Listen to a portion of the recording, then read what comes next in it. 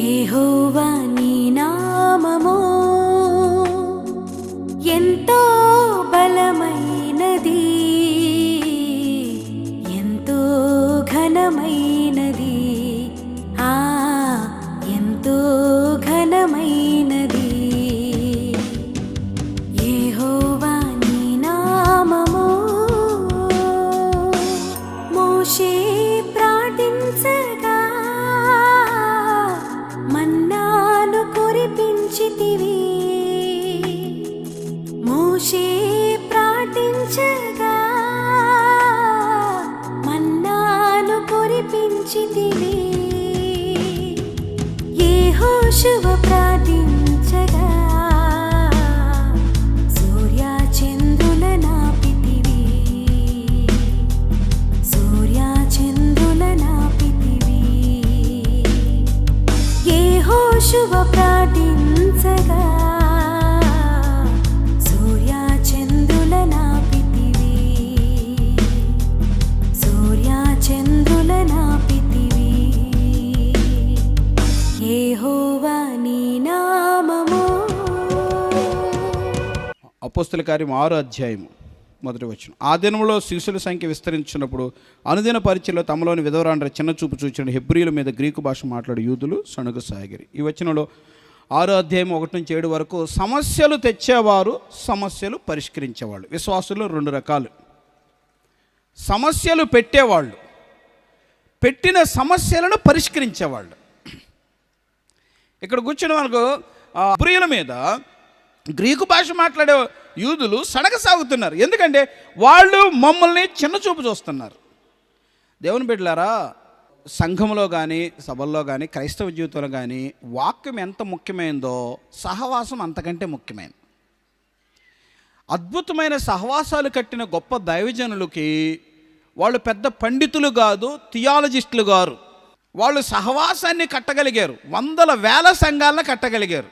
వాళ్ళు ఏమి యూనివర్సిటీల నుంచి వచ్చిన వాళ్ళు కాదు, విద్యలేని పామర్లు, చేపలు పట్టుకునే వాళ్ళు సేవకులు అయిపోయారు, పొలాల్లో పనులు చేసుకునే వాళ్ళు సేవకులు అయిపోయారు, పాకీ పనులు చేసుకునే వాళ్ళు సేవకులు అయిపోయారు, కనీసం బైబిల్ చూచి చదవటం రాని వాళ్ళు కూడా సేవకులు అయిపోయారు. ఎవరైనా చదివితే వాళ్ళు వివరించేవాళ్ళు. ఆ దినాల్లో అలాంటి సేవకులు ఉన్నారు. కానీ వాళ్ళ ద్వారా సంఘములు కట్టబడ్డే వేలాది ఆత్మలు రక్షణ పొందినాయి. వాళ్ళు వివరించి విడమర్చి వచ్చిన వ్యాఖ్యానించలేరు, కానీ వాళ్ళు కట్టగలిగారు. ఎట్లా తెలుసా? వాళ్ళు ప్రేమ సహవాసం, వాళ్ళ ప్రేమ, వాళ్ళ ప్రార్థన, వాళ్ళ వాక్యం, వాళ్ళ అనుభవం, వాళ్ళ ఆత్మీయత ఒక విశ్వాసి పట్ల, ఒక సంఘము పట్ల, తోటి విశ్వాసుల పట్ల, విశ్వాసికి పట్ల, సేవకులకి పట్ల సహవాసము కట్టగలిగింది. సో నేను ఎందుకు చెప్తానుకున్నాను ఈ మాట? వాక్యం పైనే ఆధారపడకండి. వాక్యంతో పాటు నీ తోటి వ్యక్తితో నీ ప్రవర్తన ఎలా ఉందో చూడు. ఎవరైనా ఇక్కడ కూర్చున్న వాళ్ళలో ఒకళ్ళు తక్కువ, ఒకళ్ళు ఎక్కువ, ఒకళ్ళు పెద్ద, ఒకళ్ళు చిన్న, ఒకళ్ళు క్రింద, ఒకళ్ళు పైన, ఇలాంటివి పెట్టకండి. భేదాలు పెట్టకండి, సమస్యలు పెట్టకండి, సణుగులు తేకండి. గతంలో కూడా చెప్పాను, నేను ఫస్ట్ రక్షణ పొందక మునుపు ఒకసారి ఒక చర్చి, గుంటూరులో కన్నవారి తోటలో ఒక చర్చికి వెళ్ళాను. భయంగా వెళ్ళాను. చదువుకుంటున్నాను, ఇంటర్ చదువుతున్న దినాలు అనుకుంటావి. వెళ్ళి కూర్చున్నాను. లాస్ట్లో వెనకమాల కూర్చున్నా. ఆ సేవకులు వాక్యం చెప్పాడు. ఆయన ఎక్స్ మిలిటరీ, ఆయనకి మాట స్పష్టంగా రాదు. ఈ చెవు ఇట్ట బట్టుకుని గట్టిగా లాగితే కానీ ఒక మాట అర్థం కాదు. అలాంటి ఆయన జిల్లాలో హెడ్ క్వార్టర్కి సేవకుడు, వృద్ధుడు. ఆయన వాక్యం చెప్తే 100 మంది కూర్చొని విన్నారు. సరే, నేను లాస్ట్లో కూర్చున్నాను. యవనస్తుని, దాదాపు 20 సంవత్సరాలు లోపే ఉంటుంది వయసు, 19, 20, అంతకంటే ఎక్కువ కాదు. వెనక వాళ్ళు కూర్చొని అయిపోయింది. ఇంకా అయిపోయినప్పుడు కొత్తగా వచ్చిన వాళ్ళు అయిపోగానే ఏం చేస్తారు? వెళ్ళిపోతారు. పాత వాళ్ళు అయితే పలకరించుకుంటారు, ముందుకు వస్తారు, ప్రార్థన చేయించు. నాకు అయ్యేం లేవు. వెనక కూర్చున్నాను, అయిపోయింది, వెళ్ళిపోతున్నాను. నేను వెళ్ళిపోతుంటే ఈ ఫస్ట్ లైన్లో ఈ ముందు కూర్చున్న ఆయన ఒక ఆయన ఎవరో చూశారు. ఇంత లావునున్నాడు ఆయన, పెద్ద ఆఫీసర్ లాగా ఉన్నాడు. ఇంత లావున్నాడు, చేతులు నా నడువు అంత ఉన్నాయి, ఇంత లావునున్నాడు ఆయన. ఆయన గబా వస్తున్నాడు, పరిగెత్తుకుంటూ వస్తున్నాడు. వస్తా ఎవరి కోసం వస్తున్నాడని చూసి నేను బ్రదర్ అంటే వస్తున్నాడు. ఎవరబ్బా నేను వెనక్కి తిరిగి చూశాను. ఆయనే ఎక్కడికి వస్తున్నాడు, స్ట్రైట్గా నా దగ్గరకు వచ్చాడు.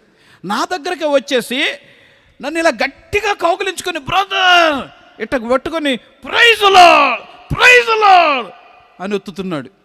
నాకేం ఊపిరాటల్లా. ప్రైజ్ లార్డ్ అంటే నాకేం అర్థం కావట్లా. నన్ను ఆయన ఒత్తుతుంది. నేను అంటున్నాను నేనేం చేయలేదు, నేను ఇప్పుడే వచ్చాను, నేనేం చేయలేదు అంటే కాదు brother praise Lord praise Lord. ఆయన గుండె నా గుండెకి హత్తుకుంది. గట్టిగా కౌగిలించుకున్నాడు. 10 నిమిషాలు గట్టిగా కౌగిలించుకొని తర్వాత నా భుజం తట్టి బ్రదర్ ప్రైజ్ లార్డ్, ఎక్కడి నుంచి వచ్చారు, ఏ ఊరు, గట్టిగా చప్పట్లు కొట్టండి. ఎక్కడి నుంచి వచ్చారు, ఏ ఊరు? బ్రదర్ నేను ఇక్కడే హాస్టల్లో చదువుకుంటున్నాను, ఈ ప్రక్కనే బుల్లెట్ హాల్ అనే ఒక హాస్టల్లో చదువుకుంటున్నాను. రైట్ బ్రదర్, మంచిది, మంచి సంఘానికి వచ్చారు, రండి మీరు రండి, మీరు వస్తూ ఉండండి, మీకోసం మేము ప్రార్థన చేస్తాం. దేవుని సేవకునిగా సంఘానికి వచ్చిన వాళ్ళని ఆకర్షించిన విధానం అది నాకు వాక్యం అర్థం కాల. ఫస్ట్ టైం వెళ్ళాను, ఆయన భాష నాకు అర్థం కాల. ఆయన వృద్ధుడు, ఆయన థియాలజిస్ట్ కాదు, ఆయన నోటి నుండి స్పష్టమైన మాటలు లేవు, పళ్ళుడిపోయినాయి. కానీ నాకు అవేమీ గుర్తులేదు, ఆ ప్రసంగం నాకు గుర్తులేదు, ఆ సేవకుడు ఏం చెప్పాడో నాకు తెలీదు. నాకు నా జీవితాంతం ఒకటి గుర్తుంది. ఒక లావాటి బ్రదర్ నన్ను పరిగెత్తుకుంటూ వచ్చి నన్ను కౌగిలించుకున్నాడు. సంఘానికి వచ్చిన వాళ్ళే హత్తుకుంటున్నావా? నువ్వెందుకు వచ్చావు, నువ్వెందుకు వచ్చావు, నేనే ఫస్ట్, నువ్వెందుకు వచ్చావు అంటున్నావా? ఫస్ట్ ఉండి ఆయన లాస్ట్ ఉండి ఆయన దగ్గరకు వచ్చి కౌగులించుకొని లాస్ట్ ఉండి ఆయన్ని ఈ ఫస్ట్లోకి తీసుకొచ్చాడు. ఆయన ఎక్కడున్నాడో తెలియదు, ఆయన ఎవరో నాకు తెలియదు, ఆయన ఎలా ఉంటాడో తెలియదు, ఆ తర్వాత ఆయన నాకు తెలియదు. ఆయన ప్రేమ నాకు జ్ఞాపకం ఉన్నది. చెప్పగలరా? అన్నా మా సంఘానికి నేను సమస్య కాదు, మా సంఘానికి నేను పరిష్కారాన్ని. మా సంఘానికి నేను సమస్య కాదు, మా సంఘంలో అనేకులు చేర్చడానికి, అనేకుల సమస్యలు పరిష్కరించడానికి దేవుడు నన్ను వాడుకుంటున్నాడు. ఒకసారి ఆలోచించు. నేను సంఘంలోకి వచ్చిన కాడ నుంచి దేవునికి కానీ అయ్యగారికి కానీ సమస్యగా ఉన్నానా, పరిష్కారంగా ఉన్నానా? అలా కాకుండా ఆ మాట విన్నప్పుడు, ఆ నెగిటివ్ వర్డ్ నీ దగ్గరకు వచ్చినప్పుడు, ఆ ప్రతికూలమైన వ్యక్తి నీ దగ్గరకు వచ్చి సణుగుతున్నప్పుడు, చాడీలు చెప్తున్నప్పుడు, అమ్మా అలా అనవాకు, అయ్యగారు కన్నీళ్ళు విడుస్తాడు, ప్రార్థన చేస్తాడు, ఎంతో కాలం నుంచి విశ్వాసంతో నమ్మకంగా ఉన్నాడు, ఈ గ్రామానికి ఈ సంఘానికి ఆయన ఒక దీవెన నా జీవితంలో ఈ కార్యాలు చేశాడు. దేవుడు ఆయన ప్రార్థన ద్వారా, ఆయన వర్తమానం ద్వారా, ఆయన ప్రేమ ద్వారా నా జీవితాన్ని కట్టుకున్నాను, నీ జీవితాన్ని కూడా దేవుడు కడతాడు. నువ్వు అలా ఆలోచించబాకు అంటే ఎంత బాగుంటుంది. నువ్వు పరిష్కారాన్ని చూపిస్తే ఎంత బాగుంటుంది. నేను గతంలో చెప్పాను, మళ్ళా చెప్తాను. నేను దేవుని సేవ మీద ఆధారపడి బ్రతకాలి. నా ప్రతి చిన్న వస్తువు, చిన్న వస్త్రం కూడా దేవుడు ఇస్తేనే తీసుకునే పరిస్థితులు నా మొదటి దినాల్లో. సో నేను ఒక బన్నీని వేసుకున్నాను. ఆ బన్నీ లోపల చాలా చినుకులు ఉన్నాయి, చినిగిపోయింది బన్నీ. ఇంట్లో కాబట్టి ఫ్రీగా షర్ట్ విడిచి బన్నీ మీద కూర్చున్నా. మాకు పెద్ద పాప అప్పుడు దాదాపు 1 ఇయర్ అంతే, 1 ఇయర్ కంటే ఉండకపోవచ్చు, లేదా 1 ఇయర్ అంతే. ఆ టైంలో ఆడుకుంటా నా దగ్గరకు వచ్చింది, నా భుజాల మీదకి ఎక్కింది. ఆ అమ్మాయికి ఏం కనపడలా, నా బన్నీ చిరిగిందే కనపడింది. ఆ బన్నీ చిరిగినప్పుడు కనపడంగానే ఆ అమ్మాయి చూసి డాడీ ఇదేంది భలే ఉందని చెప్పి ఆ రంధ్రంలో, ఆ హోల్లో ఏలు పెట్టింది. ఏలు పెట్టి డాడీ భలే ఉందని చెప్పి బర్రం లాగింది. బన్నీకి పడిన చినుకు చిన్నదే, కానీ చిన్నపిల్ల ఏం చేసింది, ఏలు పెట్టి ఏం చేసింది, మొత్తం చించేసింది. వాళ్ళ మమ్మీ చూస్తుంది, అమ్మ అమ్మ అసలు డాడీకి బన్నీలు లేవు, బన్నీలు ఉన్న బన్నీ కూడా చించేసావా, నీకు ఏం పట్టిందే, డాడీ బన్నీ ఎందుకు చించావని చెప్పి తల్లి ఏం చేసిందంటే ఆ చినిగిపోయిన బన్నీని సూది దారం తెచ్చి కుట్టేసింది. ఇప్పుడు నేను అడుగుతాను, చిన్న పిల్లలు చేసే పనులేంటి, పెద్దవాళ్ళు చేసే పనులేంటి? అంటే ఎదగన వాళ్ళు చేసే పనులేంటి, ఎదిగిన వాళ్ళు చేసే పనులేంటి? ఎదగన వాళ్ళు ఏం చేస్తారు? ఆత్మీయంగా ప్రార్థన లేని వాళ్ళు, ఆత్మీయంగా వాక్యం లేని వాళ్ళు, ఆత్మీయంగా పరిశుద్ధత లేని వాళ్ళు, సంఘ క్రమం లేని వాళ్ళు, సరిగా రక్షణ పొందిన వాళ్ళు, ఆత్మీయంగా గ్రహింపలేని వాళ్ళు ఎక్కడ దొరికిద్దా అవకాశం, ఎక్కడ దొరికిద్దా అవకాశం? అయ్యగారిలో దొరికిద్దా, అమ్మగారిలో దొరికిద్దా, విశ్వాసంలో దొరికిద్దా, పాటలు పాడేవాళ్ళలో దొరికిద్దా, వాద్యాలు వాద్యేవాళ్ళలో దొరికిద్దా? ఎక్కడ సంఘంలో లూప్ ఉంటుంది, ఎక్కడ సంఘంలో హోల్ ఉంటుంది అని చెప్పి ఎదగిన వాళ్ళు ఏం చేస్తారంటే ఏలందుట్లో పెట్టి దాన్ని పెద్దది చేస్తారు. ఎదిగిన వాళ్ళు ఏం చేస్తారంటే అలా ఆలోచించకూడదు. అలా చూడకూడదు. బలహీనతలుంటే, సమస్యలుంటే, సణుగులుంటే అని ఎదిగిన వాళ్ళు ఆ 7 పెద్దల్లాగా పనిచేసి సంఘము సంఖ్యకు విస్తరించెను. గట్టిగా చప్పట్లు కొట్టి దేవుని స్తుతిద్దాం. యెరూషలేములో విశ్వాసుల సంఖ్య విస్తరించెను ఆ 7 పెద్దల ద్వారా. కనుక ఆలోచించు, నువ్వు సమస్యలు పెడుతున్నావా, పరిష్కారాలు పెడుతున్నావా? చూస్తాం, ఆలోచించు. అపోస్తుల కార్యములు 7వ అధ్యాయము 60వ వచనం చూద్దాం. అతడు మోకాళ్ళుని, ప్రభువా వారి మీద ఈ పాపము మోపకమని గొప్ప శబ్దముతో పలికెను. ఈ మాట పలికి నిద్రించెను. సౌలు అతని చావునకు సమ్మతించెను. దీని ఏమంటే త్యాగశీలురైన విశ్వాసులు. త్యాగశీలురైన విశ్వాసులు. ఇది మీకు నేనేమి ఈ కథలన్నీ చెప్పడానికి టైం కాదు, కనుక మీరు దాదాపుగా అంతా తెలిసిన వాళ్ళే. కనుక విశ్వాసుల్లో 6వ రకం విశ్వాసులు అంటే వాళ్ళు త్యాగాలు చేస్తారు. నేను నిన్న కూడా చెప్పాను, దేవుని సంఘానికి కావాల్సింది రాగాలు మాత్రమే కాదు, మరేం కావాలి? ఏం కావాలి? త్యాగాలు కూడా కావాలి. దేవుని సంఘానికి కావాల్సిన సంగీతం మాత్రమే కాదు, ఏం కావాలి? సమర్పణ కలిగిన వాళ్ళు కూడా కావాలి. ఇక్కడ కూర్చున్న మీకు స్టెఫను సేవకుడు కాదండి, స్టెఫను ఒక విశ్వాసి. పెద్దలు ఏం చెప్పారంటే, పేతురు, యోహాన్లు, అయ్యా మేము బైబిల్ చదువుకోవాలి, ప్రార్థన చేసుకోవాలి, ఎవరైనా వస్తే మాట్లాడి వాళ్ళకి ప్రార్థన చేయాలి, కనుక మేము అన్నం డేక్షాల దగ్గర కూర్చుంటే పని కాదు, మీరు ఏం చేస్తారంటే కాస్త అన్నం కూరలు వండండి, ఎవరైనా ఆకలైన వాళ్ళకి వడ్డించండి, ఎవరికి తక్కువ ఎక్కువలు కాకుండా సణుగులు రాకుండా చూసుకోండి, పని చేయండి అయ్యా అని చెప్పారు. ఈ సేవకుడు ఈ చెప్పిన మాటకి స్టెఫను ఆ పని చేస్తూనే సువార్త చేశాడు. గట్టిగా చప్పట్లు కొట్టి దేవుని స్తుతిస్తున్నాడు. ఆ పని చేస్తూనే సువార్త చేశాడు, ఆ పని చేస్తూనే సువార్త చేశాడు, ఆ పని చేస్తూనే సువార్త చేశాడు. చివరికి ఏ స్థాయి దాకా చేశాడంటే అపోస్తలుడి కంటే ముందు త్యాగంతో తన ప్రాణాలనే పెట్టాడు. ఇక్కడ కూర్చొని మీకు సేవ చేయాలి, దేవుని కొరకు బ్రతకాలి, దేవుని పని చేయాలి అనే ఆశ కలిగిన సహోదరులు, సహోదరీలు మరియు ఆత్మీయులైన తల్లిదండ్రులు, పెద్దలు, చిన్నలకు ప్రేమతో నా చేతులు జోడించి చెప్తున్నా, ఒక అనుభవపూర్వకమైన దైవ సేవకునిగా దాదాపు 24-25 సంవత్సరాల నుంచి నేను దేవుని సేవలో ఉన్నాను. అనేక సంఘాల్లోని విశ్వాసులతో నా జీవితం ముడిపడి ఉంది. మీరు దేవుని సేవ చేయాలి అంటే, దేవుని కొరకు బ్రతకాలి అంటే దేవుడు మిమ్మల్ని వాడుకుంటాడు.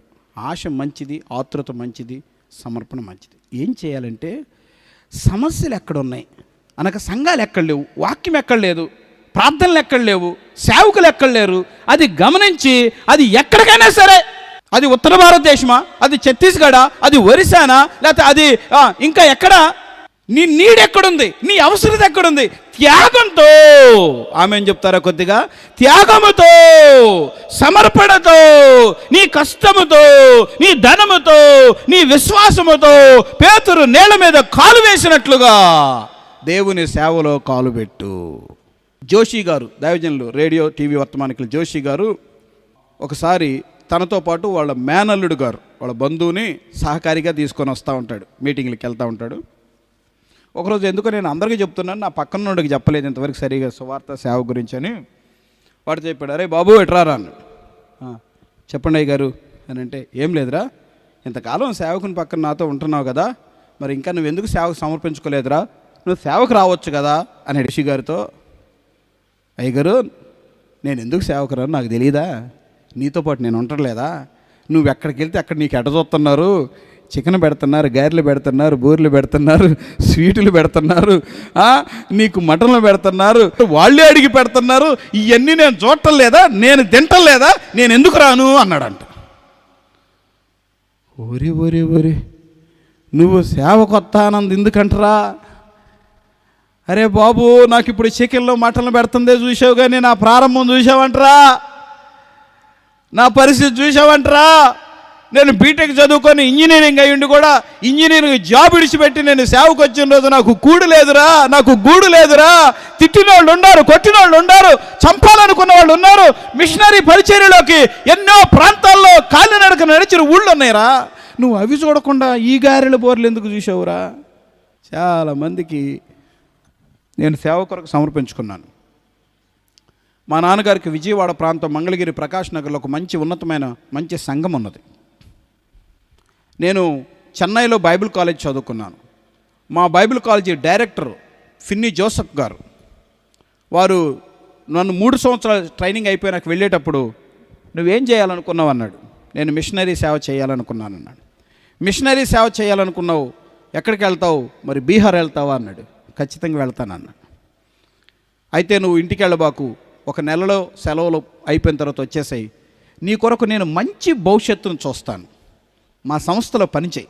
నువ్వు వెళ్ళిపోయిన తర్వాత పల్లెటూళ్ళకి వెళ్ళబాకు, నీ చదువు వేస్ట్ అవుతుంది, నీ భవిష్యత్తు వేస్ట్ అవుతుంది, మా సంస్థలో పనిచేయి, నీ కెరీర్ అంతా, నీ భవిష్యత్తు అంతా నేను చూసుకుంటాను, మంచి ఫ్యూచర్ నీకు వస్తుందని చెప్పాడు. సరేనని చెప్పాను, వెళ్ళాను. మా నాన్నగారు మంచి సేవకులు, వాళ్ళతో పంచుకున్నాను నా దర్శనం. నేను 1 నెల కంటే ఉండను, నేను బీహార్ వెళ్ళాలనుకుంటున్నాను.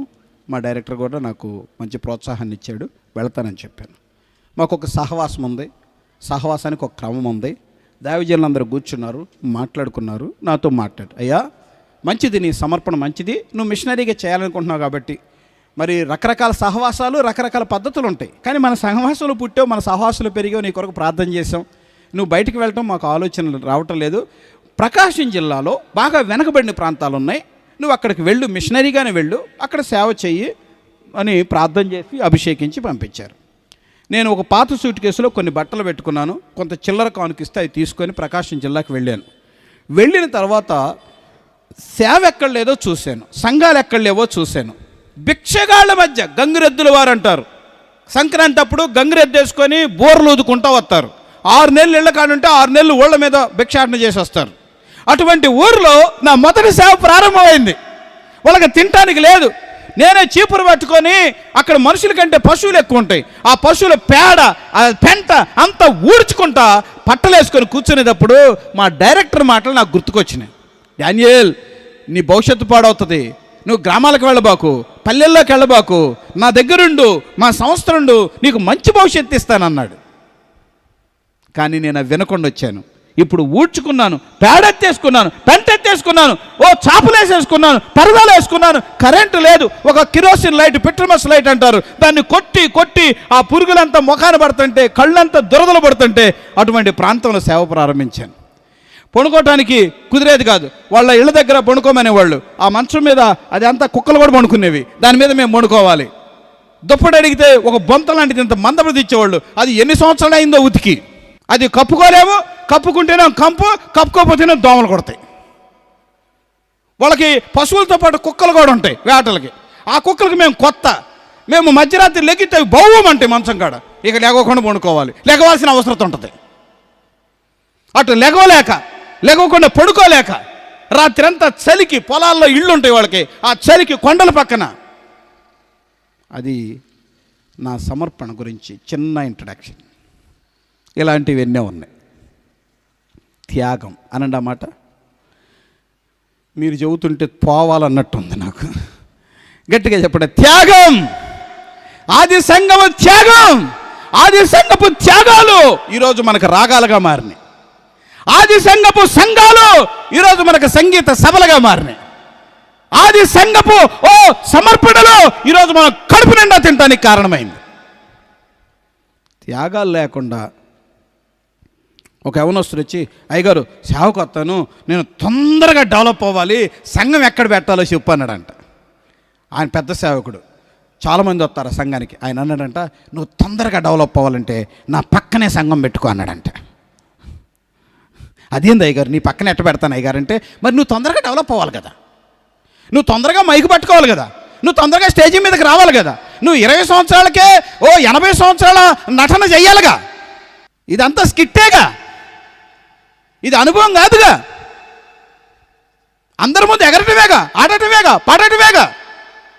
నీకు కావాల్సింది ఇది కాదు, నీకు కావాల్సింది భిక్షగాళ్ళ మధ్య పరిచయం చేయటం కాదు, నీకు కావాల్సింది సంఘాలు లేని చోట సంఘాలు పెట్టడం కాదు, నీకు కావాల్సింది సేవకుల్ని ఏర్పించకుండా త్యాగాలతో లేని చోటుకి వెళ్ళి పెట్టడం కాదు కదా. క్షమించండి, అవగాహన లేక, సమర్పణల అర్థం కాక సంఘాలు విస్తరించడానికి బదులు సంఘాలు చీలిపోతున్నాయి. తమ్ముడా, చెల్లి, నువ్వు సేవ చేయాలనేది మంచిది, నేను 100% ప్రోత్సహిస్తున్నాను. నీలాంటి యువత పైకి రావాలి. ఎల్లకాలం మేమే మైకి పట్టుకొని చెప్పం. ఇలా మాట్లాడుతూ ఉంటాం, నా గుండెల్లో నొప్పి వస్తూ ఉంటుంది, నా మెన్నరాలు నొప్పి వస్తూ ఉంటుంది, నా మడియలు నొప్పులు వస్తూ ఉంటాయి.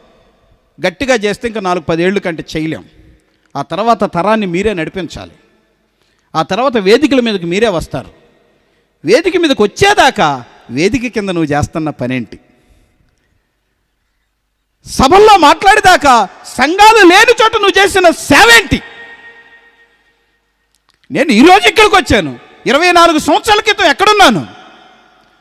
సైకిల్కి అటుపక్క ఇటుపక్క మైకులు కట్టుకున్నాను, డ్రమ్ములు కట్టుకున్నాను, పట్టలు కట్టుకున్నాను, తొక్కుంటూ గ్రామాల్లో తిరిగాను. రిక్షా తొక్కున్నాను, బాక్సులు వేసుకున్నాను, రిక్షా మీద పాటలు పెట్టుకొని బాక్సులు పెట్టుకొని రిక్షా వేసుకొని గ్రామాలు తిరిగాను. అది నీకు అర్థం కాదు. సేవ అంటే డానియల్ పాస్టర్ గారు బైక్ పట్టుకొని తెల్లబట్టలు వేసుకొని నిలబడ్డాడు అనుకుంటావు కెమెరా ముందు. That is not real ministry. నువ్వు ఎల్కేజీ కూడా చదవకుండా నువ్వు ఉద్యోగానికి రావాలనుకోబాకు. అర్థమైన వాళ్ళే ఆమెను చెప్పండి. పక్కన వాళ్ళని అట్ట తట్టండి. తిమోతి పత్రిక 2వ పత్రిక 4:14 చదువుతావా? అలెగ్జాంద్రును కంచెరవాడు నాకు చాలా కీడు చేసిన, అతని క్రియలు చొప్పున ప్రభు అతనికి ప్రతిఫలం ఇచ్చును. అతని విషయమై నీవు జాగ్రత్తగా ఉండము, అతడు మా మాటలను బహుగా ఎదిరించాను. సమయం లేదు కాబట్టి ఈ వచనం కూడా రాసుకోండి. సంఖ్యాకాండము 16:1-3, సంఖ్యాకాండము 16:1-3, 19-35. పౌలు అలెగ్జాంద్రు గురించి ఒక మాట చెప్తుండదు. అలెగ్జాంద్రును కంచెరవాడు నాకు చాలా కీడు చేశాడు అన్నాడు. సంఖ్యాకాండం 16 మోషే దగ్గర కోరాహు, దాతాను, అభిరాములు మోషేకి తిరుగుబాటు చేశారు. చివరిగా 7వ రకం విశ్వాసులు తిరుగుబాటు చేసే విశ్వాసులు. విశ్వాసులే కానీ తిరుగుబాటు విశ్వాసులు. తిరుగుబాటు చేయటం. కోరాహు, దాతను నువ్వేనా గొప్పడివి, నువ్వేనా పాటలు పాడేది, నువ్వేనా ప్రసంగాలు చేసేది, నువ్వేనా తీర్పులు తెచ్చేది, మేము పరిశుద్ధులం కావా, మేము చేయకూడదా, మేము మాట్లాడకూడదా, మేము పాటలు పాడకూడదా, మేము కనపడకూడదా, నువ్వేనా దేవుడు, నిన్నేనా, మమ్మల్ని పిలవలేదా? సేవకునికి ఒక భక్తుడు ఏం చెప్పాడు, సేవకునికి తల్లో నుంచి చెమట రావాలంట, కానీ కళ్ళల్లో నుంచి కన్నీళ్ళు రాకూడదంట. ఇక్కడ కూర్చుని మీరు వెళ్ళిపోతున్నారు. ఒకసారి ఆలోచిద్దాం.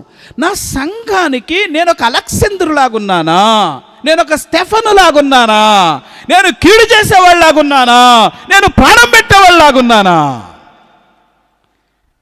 తిరుగుబాటు చేసిన వాళ్ళ సంగతి ఏమైందో మనకు తెలుసు కదా. సో ఇది భయపెట్టడానికి చెప్పేది కాదు, బాధ పెట్టడానికి చెప్పేది కాదు, మీకు అవగాహన కలిగిస్తాను అంతే. అవగాహన కలిగిస్తాను. నేను ముందే చెప్పాను, మనం అందరం మంచివాళ్ళమే కాబట్టే వచ్చాం, కాబట్టి బారుబోసు పొందాం, కాబట్టి బాప్తిజం తీసుకున్నాం, కాబట్టి సంఘంలో ఉన్నాం, కాబట్టి పరిచయం చేసాం, కాబట్టి కానుకలు ఇచ్చాం, కాబట్టి ఇంత సభలు జరిపిస్తున్నాం. మీరందరూ మంచివాళ్ళు, మంచివాళ్ళు, మంచివాళ్ళు, చాలా మంచివాళ్ళు. కాకపోతే అవగాహన లోపాల వల్ల, గ్రహింపు లేక కొన్నిసార్లు మీరు అనుకున్నట్టు జరగనప్పుడు తిరుగుబాటు చేయకండి. ఆమె చెప్పండి. నేను మా సంఘంలో చాలాసార్లు చెప్తుంటాను, నిన్న చెప్పాను, మళ్ళీ ఈరోజు కూడా చెప్పాను. ఏం చెప్తానంటే, మీకు దండం పెట్టి చెప్తున్నా, మీకు ఈ సంఘం ప్రయోజనకరము, మీ ఎదుటిన్న మీ ఆత్మీయ తండ్రి ప్రయోజనకరం అని అనిపిస్తే మీరు ఆత్మీయంగా ఎదగండి. లేదు ఇంతకంటే ఒక మంచి సంఘము, మంచి సేవకులు మీకు కనబడితే మీరు చక్కగల్లి అక్కడ ఎదగండి, అక్కడ ఉపయోగపడండి. మనం ఇద్దరం పరలోకంలో కలుసుకుంటాం. మీరు ఇక్కడ ఉండాలని నేను బంధించను. లేదంటే మీరు ఇక్కడ అక్కడ అంటే ఇక్కడుండి ఇక్కడ మేలు చేయకుండా ఇక్కడ నుండి ఇక్కడ కీడు చేయబాకండి, ఇక్కడ నష్టపరచబాకండి, ఇక్కడ ఇబ్బంది పెట్టబాకండి. అది మీకు మంచిది కాదు, సంఘానికి మంచిది కాదు. కనుక మీరు ఎక్కడికన్నా వెళ్ళాలనుకుంటే స్వేచ్ఛగా వెళ్ళండి అని చెప్తాను. ఇక్కడ కూర్చొని మీ అందరికీ చెప్తున్నాను, మీరు కూడా అదే చేయండి. ఆమె చెప్పండి, గట్టిగా చెప్పండి. మీరున్న సంఘానికి కీడు చేయబాకండి, మీరున్న సేవకునికి కీడు చేయబాకండి. మేలు చేయండి, చాతనైనంతవరకు మేలు చేయండి. చివరి ప్రార్థన చేసుకుందాం. అందరూ లేచి నిలబడదాం, అందరం లేచి నిలబడదాం, అందరం లేచి నిలబడదాం. ఒకసారి లేచి కొంచెం పక్కన వాళ్ళు కూడా హెల్ప్ చేయండి ప్లీజ్. మీరు పక్కన వాళ్ళు కొద్దిగా చేయబట్టుకొని, పెద్దోళ్ళు ఉంటారు, మీకు అసలు ప్రేమలే ఉండవు కదా, వాళ్ళు చచ్చిపోతా లెగుతున్నా కానీ చెయ్యి మాత్రం మీరు ఎట్లా లెగుస్తావో చూస్తానన్నట్టు లేపండి, కాస్త లేపండి. ఓకే, 7 రకాల విశ్వాసులు అనండి. ఆ మాట వెరీ గుడ్. లాస్ట్లో ఉన్నవాళ్ళు కూడా గట్టిగా చెప్పాలి. 7 రకాల విశ్వాసులు. వెరీ గుడ్, బాగా చెప్తున్నారు. 7 రకాల విశ్వాసులు. మొదటి వారు రక్షణ పొందకుండానే సంఘములో ఉండేవారు. రెండవ వారు రక్షణ క్రమమైన రీతిలో పొందేవారు. మూడవ వారు సంఘ క్రమాలను పాటించేవారు. నాలుగవ వారు అబద్ధములాడువారు. ఐదవ వారు సమస్యలు తెచ్చేవారు మరియు పరిష్కరించేవారు. ఆరవ వారు త్యాగం కలిగిన వారు. ఏడవ వారు తిరుగుబాటు చేసేవారు. ఈ కార్యక్రమం వీక్షిస్తున్న మీ అందరికీ మరొకసారి నా హృదయపూర్వకమైన వందనాలు చెల్లిస్తున్నాను. మరి ముఖ్యంగా దొనకొండ పరిసర ప్రాంతాల్లో ఉన్నవాళ్ళు దయచేసి దొనకొండ ప్రాంతంలో ఉన్న మందిరానికి కలువరి ప్రార్థన మిమ్మల్ని ఆహ్వానిస్తున్నాం. అలానే గుంటూరు పరిసర ప్రాంతాల్లో ఉన్నవాళ్ళు దయచేసి మా ఫోన్ నెంబర్ స్క్రీన్పై వస్తున్నాయి. దయచేసి మీరు వాటిని చూడండి, తీసుకోండి. తప్పక మాకు మీ ప్రార్థన అవసరం తెలియచేయండి. మీ కొరకు చిన్న ప్రార్థన చేస్తాం. ప్రభు చిత్తమైతే మరొక ఎపిసోడ్లో కలుసుకుందాం. చిన్న ప్రార్థన. ప్రేమ కలిగిన మా తండ్రి, పరిశుద్ధుడైన మా దేవ, నీ ఘనమైన పాదాలకు లెక్కించలేని వందనాలు, స్తుతులు చెల్లిస్తున్నాను. నీ ఆత్మకార్యం జరిగించుకోండి నాయన. తప్పిపోయిన కుమారుడు ఎందుకు దీవించబడలేదో, తను తీసుకున్న తప్పు నిర్ణయాలు ఎలాగున్నాయో వాటన్నిటిని గురించి మేము విన్నాం. కనుక సరి చేసుకోవటానికి పరిశుద్ధాత్మదేవ మీరు మాత్రమే కనికరించి కార్యం చేయండి. మమ్మల్ని మేము తగ్గించుకుని నామం హెచ్చిస్తే యేసు నామములో స్తుతించి ప్రార్థన చేస్తున్నాము తండ్రి. ఆమేన్. God bless you all. యెహోవా నీ నామము